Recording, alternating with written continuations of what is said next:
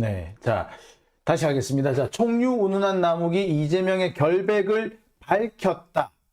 사실 총류 운운한 나무기의 주장은 오히려 이재명의 결백을 밝히는데 결정적인 역할을 할 것이다 라는 게 제가 오늘 준비한 얘기입니다. 자, 다시 띄워 몽실이님, 장 기자님 수고 많으십니다 라고 하셨네요. 아, 정말 오늘 너무 힘들어요.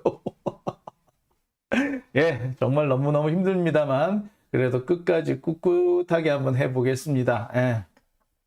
아마 오늘 제가 지금 11시에 방송을 시작했는데 시작하는 것 중에 한 절반 이상은 이 와이파이 때문에 끊겼다가 다시 시작했다가 지금 그러고 있는 것 같아요. 어우, 스트레스.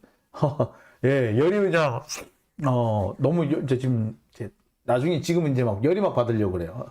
아까는, 제가 화가 확 치밀더라고요, 솔직히. 근데, 잘 버티고, 진정, 릴렉스하고 지금 계속 진행을 해보겠습니다. 자, 총류 운운한 나무기 이재명의 결백을 밝힌다. 자, 이게 무슨 말이냐면요. 자, 나무기 요즘 아무 말 대잔치를 하고 있어요. 막 정말, 쟤 뭐야? 뭔 말을 저렇게 자꾸 함부로 막 내뱉고 그러지? 라는 생각이 들 정도로, 보면은, 이 말이 되는 말인지 안 되는 건지, 이 도저히 말도 안 되는 얘기인데, 그냥 마구 쏟아내고 있는 것 같다. 라는 그런 생각이 들 때가 많죠. 자, 그래서 나무의 아무 말 대잔치가 지금 계속되고 있다라고 제가 말씀을 드리는 겁니다. 자, 그런데 이 나무의 아무 말 대잔치가 웃기는 얘기인 게 뭐냐면요. 김만배는 이 김만배를 영입을 한 것은 이재명한테 로비하려고 한 거다라고 주장을 했어요. 근데 이때가 언제? 김만배를 영입할 때가 언제입니까? 2011년 무렵이거든요. 그때 이재명은 이제 막 성남시장이 됐을 때고, 로비? 근데 그때 이재명하고 김만배를 하고 아느냐? 아니야. 이재명이 김만배를 모를 때입니다. 김만배는 이재명을 딱 한 번 만났어요. 그게 언제 만났는지 날짜까지 기록이 되어 있습니다. 그래서 더 이상 이재명하고 김만배하고 개인적인 관계가 없다라는 것은 이미 지난 대선 기간 중에 확인이 된 겁니다. 그런데 김만배를 이재명 로비할 영입했다? 그거하고 뭐 지가 그런 마음을 가지고 영입을 했든가 말든가 지하고 김이재명하고 김만배하고 이재명하고 연결할 수 있는 연결고리가 없단 말이에요. 만난 것도 딱 한 번밖에 없어. 날짜를 살펴보니까 식사 한 번 하게 했다는 기록밖에 없는 거예요. 이재명 지사가요 대단히 좀 치밀한 것이 만난 사람의 그 날짜 언제 만났다 하는 수첩까지 기록을 다 해놓고 있습니다. 그래서 이재명 의원이 언제 내가 김만배를 만났었는지 하나하나 다 기록을 해놓고 있더라고요. 그러니까 기록을 보니까 난 김만배를 만난 건 한 번밖에 없는데 그것도 식사 한 번 했는데 그것도 당시에 옆에 다른 사람이 있었는데까지 나왔어요. 그러면 도대체 김만배는 왜 영입한 거야? 이재명을 한테 로비를 하려고 영입을 했다고? 그런데 만난 적이 없는데? 이건 뭔 소리야? 자, 이렇듯 이재명한테 로비를 하기 위해서 김만배를 영입했다는 것 자체, 이 말 자체가 사실은 앞뒤가 전혀 안 맞는 얘기인 겁니다. 사실은. 자, 더 웃기는 얘기는 이광재, 김태년, 이화영을 통해서 이재명을 설득하려고 했다라는 얘기인데 이것도 더 웃기는 얘기, 이것도 정말 웃기는 얘기인 거죠. 왜? 이광재 의원요, 당시에 2010년, 11년에 그 강원도지사를 하다가 강원저축은행 사건으로 피선거권이 박탈돼서 정치활동을 못하고 있을 때예요. 근데 무슨 이재명을 설득해? 김태년 의원? 지금도 이재명 의원하고 별로 관계가 안 좋아요. 이화영 의원? 경기도 부지사 하면서 이재명 의원하고 가까워졌을 뿐이에요. 별로 가깝지 않은 사이입니다. 근데 이 사람들이 어떻게 이재명을 설득한다? 자, 그런데 이런 얘기를 지금 남욱은 아무렇지도 않게 마구마구 떠벌리고 있는 겁니다. 이건 사실 누가 보든 간에 이거는 말도 안 되는 얘기인 거죠. 오히려 이런 얘기를 한다는 것 자체가 제가 볼 때는 자신들의 주장에 근거가 없다라는 것을 스스로 아마 입증하는 게 되지 않을까 싶은데 어쨌거나 지금 남욱도 그렇고 검찰도 그렇고 이런 얘기를 아무렇지도 않게 떠버리고 있습니다. 뭐 여튼 지금 이렇게 남욱은 아무 말 진짜 아무 말 대잔치를 하고 있는데 자 문제는요 여기서 끝나는 게 아니지요. 가장 아무 말 대잔치의 핵심적인 게 이 천화동인은 총류다. 총류를 했다. 총류 관계다. 이런 얘기를 한 것이 사실 가장 헛소리의 대명사, 가장 헛소리의 백미라고 할 수 있는 부분입니다. 매우 황당한 주장이고요. 정치 자금이라는 체제에서는 도저히 쓸 수 없는 주장입니다. 왜? 총류는 민사이거든요. 민사. 그러니까 민법에 나오는 얘기입니다. 민법에 여러 가지 단체가 있는데 단체가 재산을 소유하는 방법, 그 유형을 설명해 놓은 것이 총류예요. 근데 지금 여기는 형사잖아. 왜 갑자기 이렇게 연결이 되죠? 예. 사실 말도 안 되는 얘기인데 어쨌거나 이재명으로 이 화천대유 천화동인을 끌고 가겠다는 것이 얘네들의 생각이라는 거죠. 왜? 이재명이 직접 돈을 받은 게 없거든. 그런데 이재명이 돈을 안 받았지만 이재명이 받은 거나 다름없는 상태로 만들어야 되거든. 그러니까 뭐 이 총류라는 개념, 민법의 총류라는 개념까지 들고 와가지고 지금 어쩌다 저쩌다 지금 떠벌떠벌 하고 있는 건 거야. 네. 직접 받았으면 총류 이런 게 왜 나와? 안 받았다는 얘기인 거지. 안 받았는데 받은 것과 다름없다라고 하려니까 김용이 받은 것도 총류니까 이재명 거. 정진상이 받은 것도 총류니까 이재명 거. 이렇게 넘어간다는 얘기. 달리 말해서 뭐다? 이재명이 받은 돈은 없었다. 정진상이나 김용이 받은 돈이 있을란가 모르겠는데 적어도 이재명이 받은 돈이 없다는 거예요. 그 말이 어떻게 총류라는 말에서 사실상 반증을 하고 있다라고 해도 과언 아닙니다. 자, 총류, 그럼 도대체 총류가 뭐냐? 아까도 말씀드렸지만 총류라는 것은 개인이 아닌 단체가 재산을 소유하는 방식을 말합니다. 단체는 여러 종류가 있죠. 법인인 단체가 있고 법인이 아닌 단체가 있습니다. 법인인 단체는요, 그 단체 명의로 재산을 보유를 합니다. 그런데 법인이 아닌 단체는요, 구성원 전체가 재산을 보유하는 걸로 구성원 개개인이 아니라 구성원 전체, 어떤 추상적인 개념으로서 구성원 전체라는 개념이 재산을 보유한다라고 생각을 해요. 그게 뭐다? 총류라는 개념입니다. 그 대표적인 게 문중재산, 종중재산, 이게 대표적입니다. 종중은 여러분 잘 아시다시피 집안이잖아요. 집안에서 갖고 있는 돈, 뭐 선산 이런 거. 선산 이런 거 누구 재산이야? 그 종손 재산이야? 아니죠. 집안의 재산이죠. 근데 그 집안, 어떤 사람은 태어나고 어떤 사람은 죽고 구성원이 계속 변해요. 계속 변하는데 그러면 죽은 사람한테 뭐 물려주고 이래야 돼? 아니죠. 종중 그 자체가 계속 재산을 보유한다고 보는 거예요. 이럴 때 개념을 총류라고 합니다. 종중이 법인은 아니거든요. 그죠? 문중재산, 집안재산이라고 할 때 그 집안이 법인이야? 아니잖아. 그렇지만 집안재산이라고 따로 모아두는 게 있죠. 그런 개념이 총류라는 겁니다. 구성원 개인과는 분리되는 단체의 재산이고요. 탈퇴나 구성원의 변화가 있더라도 그대로 유지되는 것이 특징입니다. 이게 총류라는 개념이에요. 자, 그럼 이게 뭔 말이다? 법인이 아닌 단체라는 것은 법인격 없는 사단이라고 보통 법률 용어로 합니다. 법인은 아니지만 거의 법인이나 다름없을 정도로 그냥 만들어져 있는 단체.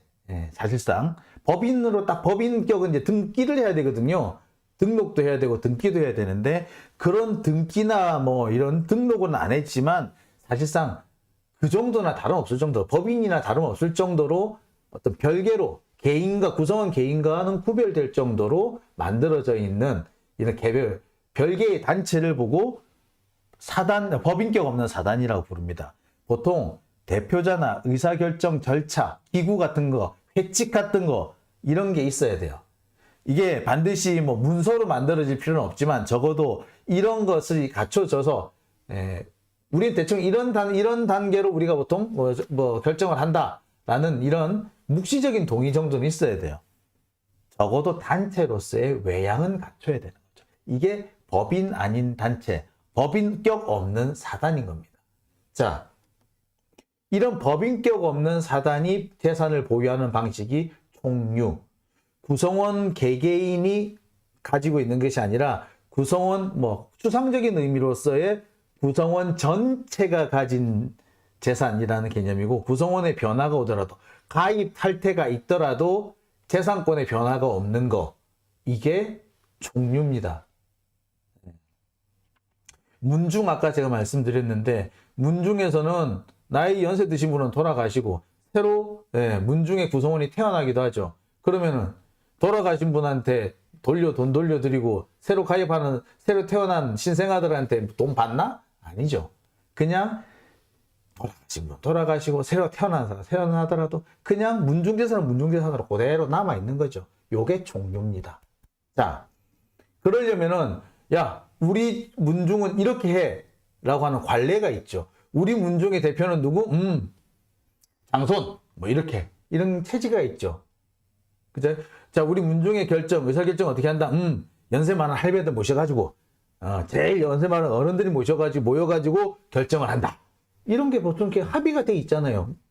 이게 정관으로 적혀져 있지 않더라도 서로 일정한 관례상으로 일정히 합의된 경우가 있잖아. 요렇게 체계가 갖춰져 있어야지 법인이 아닌 단체, 법인격 없는 사단이라고 부르는 겁니다. 자, 그런데 정진상, 김용, 이재명 이 세 명이 법인격이 없는 사단, 법인 아닌 단체라고 볼 수 있어요? 그 대표자 있나? 의사결정 기구 있나? 회칙 있나? 없어. 아무것도 없어. 그런데 총류래. 즉 뭐다? 말이 안 된다. 정말 형사법 체계에서는 너무나도 생소한 주장. 솔직히 이게 왜 형법이 있는 얘기인데 왜 이리로 들어와? 라는 생각이 들 정도로 황당한 얘기예요. 그럼에도 이런 황당한 주장을 계속하는 이유는 뭐다? 이재명이 돈 받은 게 없는 거야. 받은 게 없는데 정진상이 받은 거나 김용이 받은 거를 이재명이 받았다고 덮어 씌워야 돼. 근데 어떻게? 돈 간 게 없는데. 없는 거야. 그러니까 어쩐다? 총류다. 얘네들은 정치 공동체 묶어놨어. 그러니까 김용이 받은 것도 이재명, 정진상이 받은 것도 이재명, 이렇게 연결을 끼러다 붙이겠다는 거예요. 달리 말해서 이재명은 받은 게 없으니까. 받은 게 있으면, 뭐라도 요만큼이라도 받은 게 있으면, 아니 받은 게 있다고 꼬투리를 잡을 거라도 있으면, 꼬투리라도 잡을 게 있으면 벌써 했어. 근데 꼬투리 잡을 것도 없는 거예요. 그러니까 결국 나오는 얘기가 이런 황당한 총류라는 말이 등장하는 겁니다. 자, 제가 이렇게 앞서서 복잡하게 설명을 한 이유는 이게 함부로 여기 형사법 체계에 등장할 내용이 아니라는 얘기를, 그런 말씀을 드리려고 지금 이렇게 제가 엄청 핏대를 올려가면서 말씀을 드리는 거예요. 자, 다시 한번 말씀드립니다만, 검찰도 지금은 이재명이 받은 돈은 없다. 아니, 이재명이 돈 받았을 거라고 꼬투리를 잡을 수 있는, 이거 받은 거 아니야? 이거는 받은 거 아니야? 라고 꼬투리를 잡을 수 있는 것조차도 없었던 거야. 꼬투리라도 잡을 게 있었으면 아마 뒤집어 씌웠을 거예요. 들어온 돈, 나간 돈이 애매모호하다든지, 출처가 불명하다든지, 사용처가 불분명한 돈이 있었으면 벌써 걸어도 한 100번, 1000번은 걸었을 거야. 근데 그게 없는 거야. 사용처, 출처, 확실한 거야. 그러니까 더 이상 걸 게 없어서, 안 되겠다. 그래서 총류라는 개념을 등장한 건데, 이거는 결국에 이재명은 결백하다는 거를 경찰 스스로도, 검찰도 인정한 거나 다름없는 거죠. 자, 지금까지 보면은 유동규나 남욱의 일방적인 진술로 김용, 정진상까지 연결에 성공했는데, 김용, 정진상으로부터 이재명까지 가지를 못하는 거야. 이재명이 현금을 얼마를 갖고 있었고, 그게 어쩌고저쩌고 했는데, 야, 그거 어떻게 해서 생긴 돈이야? 라고 딱 이재명이 얘기를 했죠. 액수까지 딱 맞추고, 날짜까지 딱 맞추고, 심지어 내가 이렇게 현금 갖고 있다고 재산 등록까지 했어. 라고까지 얘기를 했습니다. 완전 반박당한 거죠. 보통 현금 보유한 건 재산 등록을 잘 안 하거든. 티가 안 나는데. 근데 이재명은 어떻게 했는지 현금 보유한 거에 등록을 해버렸어. 그때 현금 갖고 있다고 그때 재산 등록했을 때, 야, 이재명이 현금을 갖고 있대. 몇 억씩라고 당시 언론에서 막 시비를 걸고 막 그랬거든요. 예, 그 기록까지 고스란히 남아있는 거야. 그러니 방법이 없네. 야, 현금 있는 것도 문제가 안 되고 입출금 기록도 다 문제가 안 되고, 결국에 어쨌다. 야, 이재명을 직접 거는 건 어렵겠다. 종류로 걸어라. 이렇게 된 거죠.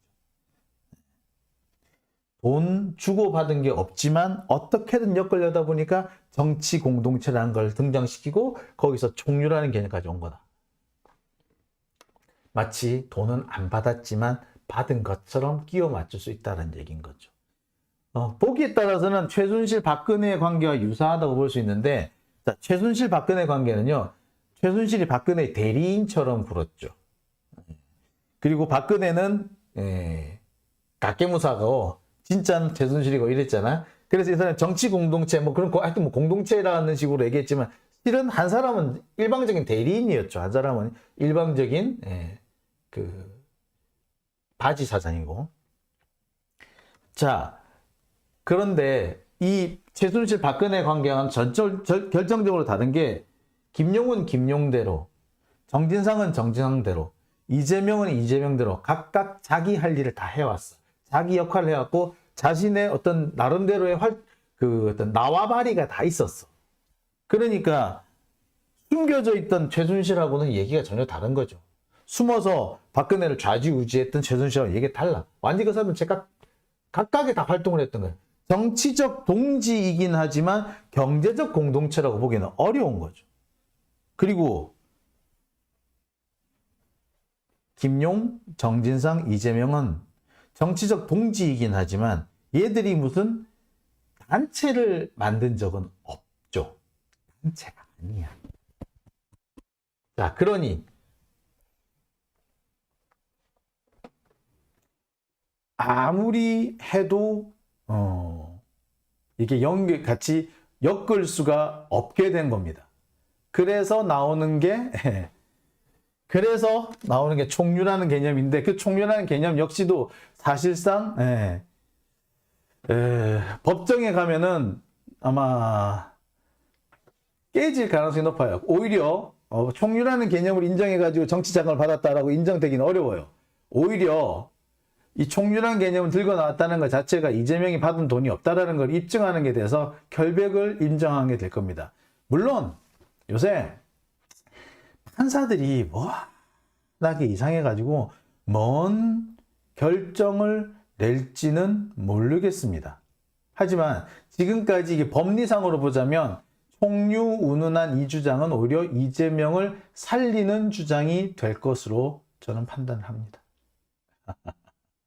자, 댓글 한번 볼까요? 예.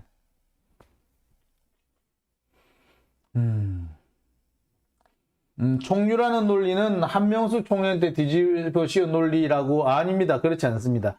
한명숙 총리한테 뒤집어 씌운 논리가 아니고요. 한명숙 총리 같은 경우에는 그 돈을 받은 사람이 비서가 돈을 받기는 받았죠. 본인이 돈을 받아가지고 중간에서 배달 사고를 냈습니다. 근데 그 배달 사고를 낸 것이 실은 그 부분에 대해서 그 한명숙 총리가 돈 받은 건 사실이지 않느냐라는 식으로 했어요. 그래서 마치 그 비서가 받은 거를 간 것처럼 연결시키긴 했는데, 그때는 총류라는 개념을 등장시키지는 않았습니다. 총류 아니에요, 그때는. 지금 또 그런 논리를 누가 더 피는 사람이 있는 모양인데, 그 당시에는 총류라는 개념을 쓰지 않았고, 7억을 받았다 그랬는데 3억은 확실히 받은 티가 나잖아. 1억은 그 비서가 받았고 2억은 동생이 받았고. 자, 그랬으면 이게 돈 받은 것 중 7억 중에 3억은 돈 받은 게 확실하네. 그럼 나머지 3억도 받았겠네? 라고 하면서 이것이 한명숙 총리가 돈을 받은 것처럼 이렇게 이어져 간 겁니다. 논리가 그렇게 형성이 됐었어요. 즉, 그 당시로는 그 돈을 거쳐간 간 것이 이렇게 되는, 그 동생을 통해서 간 것처럼 되는 게 아니라 한명숙 총리한테 먼저 와서 동생한테 간 걸로, 비서한테 간 걸로 이렇게 만들어 놨어요. 그러니까 야, 한명숙 네가 돈을 7억을 받아가지고 동생도 주고 비서도 주고 한 거 아니야? 라는 식으로 이어졌죠. 그래서 이때는 총류란 개념이 성립된 게 아니었어요. 정치 자금에서 총류란 개념은 제가 들어본 바가 없습니다. 그러니까 형사법 체계에서 총류라는 개념이 인정된 거는요, 범죄 단체인 경우에는 형성돼요. 그러니까 아까도 말씀드렸듯이 단체가 성립되어 있으면, 그러니까 정진상, 김용, 이재명이 세 사람이 정치 결사체, 어떤 정치적인 단체를 구성했다라고 하면은, 그러면은 그때부터 총류란 말이 들어갈 수 있을지 모르겠어요. 근데 지금으로서는 총류란 개념 쓰기 어렵습니다. 자, 댓글에 골건이님, 이 모든 일은 낙지 때문이다. 사실은 그렇죠. 이 얘기가 처음 나온 게 이낙연 쪽에서 이런 얘기를 계속 하는 바람에 결국에 여기까지 오게 된 거잖아요. 그 사람들이 아니었으면 지금 이렇게까지 안 됐죠. 예. 아마 그런 거 생각하면 되게 화딱지 납니다. 예, 저도 되게 화딱지 나요. 기분 나쁩니다. 굳이 이렇게까지 해가지고 이 사달을 냈어야 했나? 그죠. 화가 나죠. 네. 자, 다음 얘기로 넘어가 볼까요?